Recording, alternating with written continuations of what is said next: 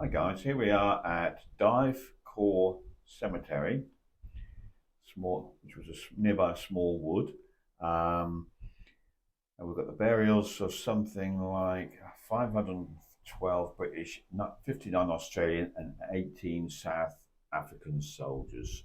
This was an area of fierce fighting, and here we have quite a large cemetery compared to some of them that we've been to, but it's right on top of the Somme Valley, which is slightly north of the actual river itself. And this was pretty much the edge as far as the Germans went south, was this area we're in today. Bit windy, so we're taking shelter in this little alcove, which is very nice, isn't it, Tina? Stop the wind, yeah. It's still windy though. Very windswept up here. There's nothing to stop the wind from coming over.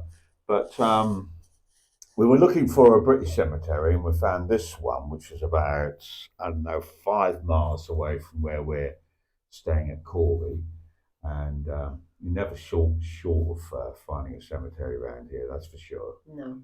Especially a military one. And yes, we sat down and you got somebody with bagpipes. As I sat down and expanded my energy, Michael, Yeah. I saw someone in a kilt playing the bagpipes. He was military, Yeah. but he's Highland Fusiliers. Okay. Okay, so he would have been the man who basically Sent them into the be at the front. yeah, the passion of the bagpipes. So he would have been a mascot. Are you able to communicate with him, Tina? Connect with him. Okay. Expand my energy. Okay, so is anyone out here in this time and space who would like to come in and communicate with us? We're not here to harm you in any way. We're here to help if we can and hopefully release you from your earthbound chains if you so wish to do so. Straight name, I got the name Jock, but his name was John. Okay. So Okay. Jock was what they called. Jock. People called John. Yes. Okay, so it's Jock anyway. It's called Jock. Your last name, please. Dougal. Okay. Could have been McDougal, but I'm just saying Dougal. Okay. So why are you here? I'm still playing. He's playing for the soldiers. He's still thinking in the middle of the battle. So he's playing for the soldiers, to buoy him up and keep him going. Yeah. And unfortunately, he was in the midst of it all, although he was unarmed. And when a soldier, he got shot. Right. Okay. That's why he's still here, and he feels like he's still perpetuating that moment. And what is holding him here, Tina? Is it that thought he just wanted to put up as his role and he just wanted to play to keep the boys going? That was his role. And that's what has held him on this plane. And what's held him on this plane is that he died like unarmed, didn't have a chance to fight. Ah. So a little bit of guilt probably. Yeah. I'm not sure if that's guilt because this man is fearless. Yeah. He's Scottish and he's from the Highlands, Highlands Fusiliers. Can you find out where he's from then, Tina? Inverness. Inverness. I've been there several times. I like the place. Okay. Yeah. Inverness. And what did he do in Inverness? What did he do? Again, fisherman again.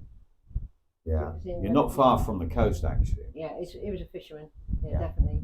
You got to remember them days, they didn't have these big huge ships and trawlers like they do today. No. So small boats out through nets. Just fisherman. That's what he's telling me, a fisherman. How old is he? Herring. Oh, because the herring fleet used to come down mostly on the east coast and Inverness is on the west Well, he coast. just said herring. Right, so it probably came up from there, yeah. Kippers. He's saying kippers. So that is herring, isn't it? Yeah. Smoked herring, isn't it? Yeah. And did he have a good life as a fisherman? Yes, he did. Yes, he had it. Did he do well? Yes. Cold in the winter? Very. But us Scots don't care about that, Well, you should put trousers on. We're weak, like you suckers. Oh, aye, fair enough, Floody. Fair enough. Oh, listen, and so he would be the mascot, and unfortunately, I just saw him because he's still walking around playing the bagpipes as if he's still in the battle. Okay, still. Was he married then, Tina? Yes, he was married. Yeah. Children? Their wife Mary. And did he actually live in the town or city of Inverness, or was Just he outside? Yeah. outside? Okay. Okay, so what happened then? Was it a call to arms? Did he feel like he needed to do this? What was the reason he joined the First World He War? thought he could, yeah, he just thought he could help out. He thought he could handle it. He was strong. You've got to remember, this is a Scottish fisherman. Yeah, You know, to him that was nothing, you know, so to come over that was nothing. And because he played the bagpipes too very, very well. And right. And where was he trained? he was a fisherman in between wars, he's telling me. He was a soldier, conscripted, you know, he was a Scottish soldier. Okay. Yeah. So he basically called up. Called up. Yeah. Come on, we need you. Yeah, and he knew no qualms. And what did was he retrained then? It was because he was already in the army. He was trained as a soldier anyway, so that was just like what's the word called? Just like Oh yeah, reprogramming, if you like. Okay. That's probably not the right word. Yeah. Just a retrain, you know. Yeah. So yeah, there we go, retrain. Yeah. Okay. So he was retrained, and then he set off. Where did he go down to? You mean from Scotland? Or? Yeah, from Scotland. Where did he go down to? Oh, they always brought over in boats all over from Scotland down to down the coast of England and over to France. Yeah. Right. Okay. So they were loaded onto and does he know where he landed in France? Dunkirk. Okay. He says Dunkirk. He said Dunkirk, yeah. Yep. And then what was his first impressions of what was going on here? He said he'd seen wars before, Right. but this was something different.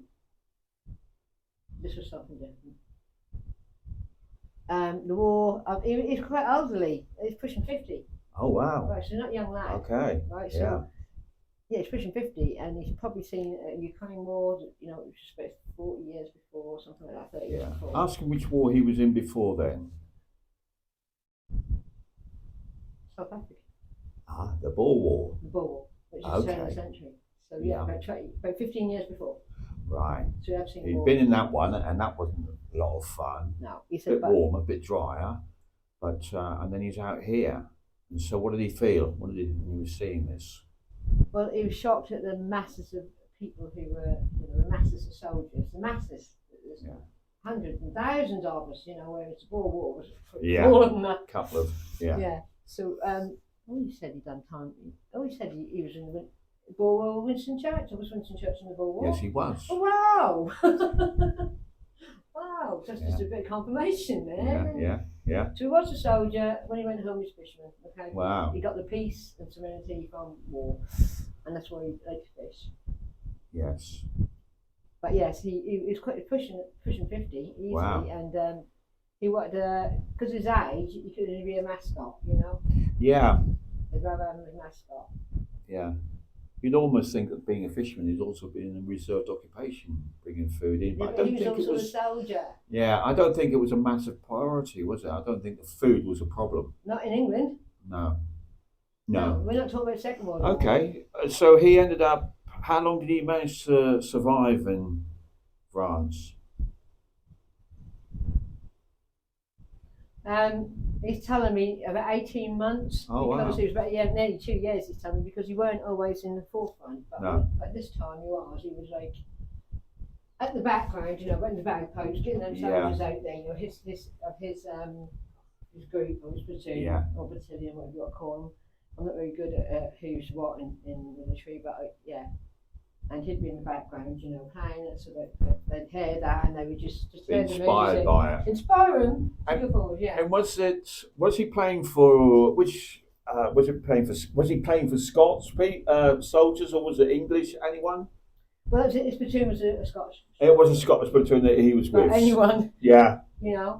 And it's actually been. He said that's actually been recorded somewhere in a film somewhere. The bagpipes has been recorded in history.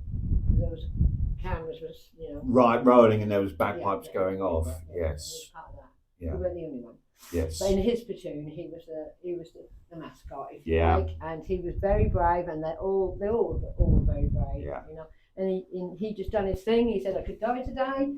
Oh, so be it. He's out there doing his thing. He went armed. He got shot. And so on his last day. Shot through his throat. Okay. Must have hit his chakra.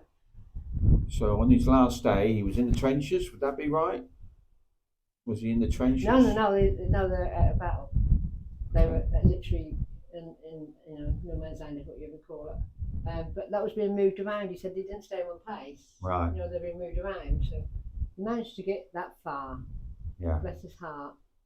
Very strong, very fearless, very Scottish. Yeah. And he got into no man's land. How long did he last on that treacherous? Well, he was at the back, Yes. And as they were dropping, sorry, it's a whole thing to say, but as they were being killed, dropping, he was at the front of his target. So normally he would stay at the back just to, So he was seeing all these men, his men, dying and dropping like flies in front of him. Yeah. And then he got it. Yeah, he got it because he was just the last one. It's like the last one. That must have been really airy, him like going out there on his own. Still playing the bagpipes. Still playing the bagpipes. Exactly tuned. Nowhere to hide. Not even wavering. Yeah. If it's my day to die, God will, take Yeah. it. Yeah. So he lasted quite a while because it said he was a nice guy. Yeah. Yeah. And he had a Mary as wife in Scotland. We Mary, he said. And kids, what were his kids? Oh, kids. Did you have children? Yes, he did. He had 3 sons and a daughter. Wow. What did the boys do when they grew up? They follow in his footsteps, become fishermen? Yes, they were fishermen, but 2 of the boys were fishermen. The other one joined. So he was young then, wasn't he? So he joined up and he fought in the Second World War. Second World War, right? Yeah. And Frank McDougal. there was no escaping for him then, really. What did he do in the Second World War, his son? He was in the Royal Highland Fusiliers. Okay. Same sort of thing. He took travel, But his other sons didn't. They stayed at home. What message would he have to people today?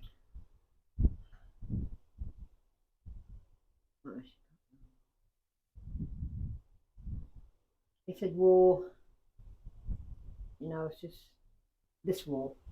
This war was horrific. All wars are horrific. There is no need for war at all. So what you need is not an anti-war, which is what he's saying. What you need is not an anti-war program. You need a peace program. Oh, yeah. Not an anti-war, but a peace program, pro-peace. Yes. He said, and if everyone could campaign for pro-peace, rather than make anti-war. Peace. Yeah. Make peace the even anti-war is still making war. Yeah. That's what he's saying. I don't understand that really, but you might. Yeah. Anti-war still making war, but pro-peace. He's only looking at peace as the answer. So he says, and he does believe that will happen. He does believe. Would he have gone, in retrospect, would he have done it again? Yeah. I thought he would. Yes. Yeah. He's fearless. Yeah. So you've got to remember, he's a strong. They had all the troubles in Scotland for thousands of years, so that really toughened them up and made them strong, and it made them complete warriors. I don't know about soldiers, but more warriors. Yeah. Just like the rest of the soldiers, I'm not taking anything away from any other soldier, but we're talking about Scotland, and they are pretty tough. Pretty tough. I wonder if he'd like to go over and reconnect with. I wish your camera was there. Someone just came in and went like that. What person? I don't know. It was like a round thing. It just flew in, hovered about, and it went down there. Okay. Now, would you like to go over? We have seen a few things on these films, haven't we, Tina? Yeah, black dots, everything. Yeah. Black dots and some orbs around Tina. Stuff we can't honestly explain. A lot of the stuff we study and we can explain it off. But there's been a few just recently, especially when you're a portal the other day. There was something going on in the sky there that we've got recorded. Yeah. We can't explain. No. But yeah, so. Stand there so patiently. Would you like to leave this place and go with your loved ones and your wife and your children? And what about the lads? They need me. Okay, so the lads are gone, one way or another, they're gone, and you need to go home.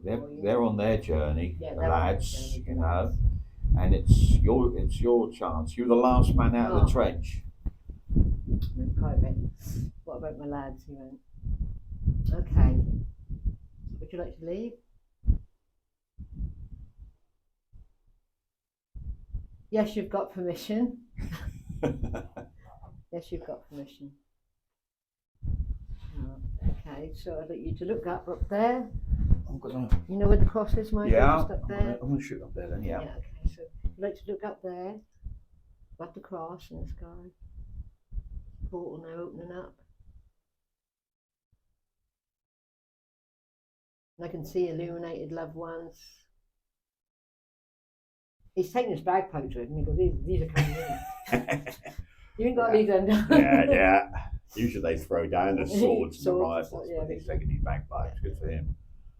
Oh my God, that's opening up, Michael, and obviously I can see his wife, the very pretty dark-haired woman, and his children all growing up, obviously, their children around his mother and father, and there's like a clan of people, if you like. Yeah. Right, so I see all them, and I can see beautiful, Inverness, Scotland, you know, that is his heaven, okay, that is home, that's where you want to go. And it's sunny. Oh. But sorry, it's beautiful. And the other thing I can see is amazing is like a band of bagpipe.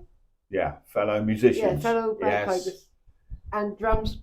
It's amazing. Wow. And you can hear that bagpipe, that mesmerising bagpipe sound, which I absolutely love. He's getting a welcome back. He's getting a welcome back. Yeah, he's definitely getting a welcome back. And his dad's there, and he said, "Come on, lad, have some drumberry, whatever that is." Drumberry. That's his nickname. I think it's a drink. Drumberry. The drumberry. Oh, he's turned around. He said, "Thank you." He didn't even have a bearskin hat on. He had just like a cap with a sort of like a tartan round that, you know, to say what Regiment. What Yeah, regiment. yeah. The cap. Yes. You know, not a cap, but it's like that. Yeah. He got a hell of a welcome back. Yeah. Didn't he? Yeah, he's got a welcome, yeah. Sorely missed, I would imagine. You know, bowed down. Thank you. And there's joy in Inverness tonight. Right. Oh, his head. Yeah. Thank you. That is gone. He's gone. And I think What a lovely Tina, man. yeah, he's been one of the first, and probably not the last, who stood up with no gun, walked towards that line. I mean, knowing, and then, you know, his chances, watching his fellow man being slaughtered, and knowing that, well, obviously, I'm going to be down for that. But he never faltered. He kept going. He kept going. He kept banging until he got shot, and then went through his jugular, his neck, so that he would have died very quickly. Yeah. Very brave man. Oh my God! He meant to cry because he kept going. He kept going. Yes. He dropped. Yeah. To stop, he never thought of stopping, going back. He was playing that to keep his men going, and they would have.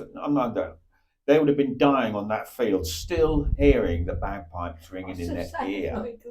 And they, I know, but it conjures up this sorry, that's very, very emotional. incredible image that, you know. Yeah, that's what he did. And he shared that with us today. Thank you. He's gone anyway. And, He's gone. He took his bagpipes. He's had some John Burriers, and seeing that band in the background playing was like.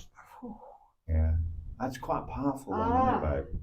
Very powerful. They're getting more powerful each day. Sorry, everyone.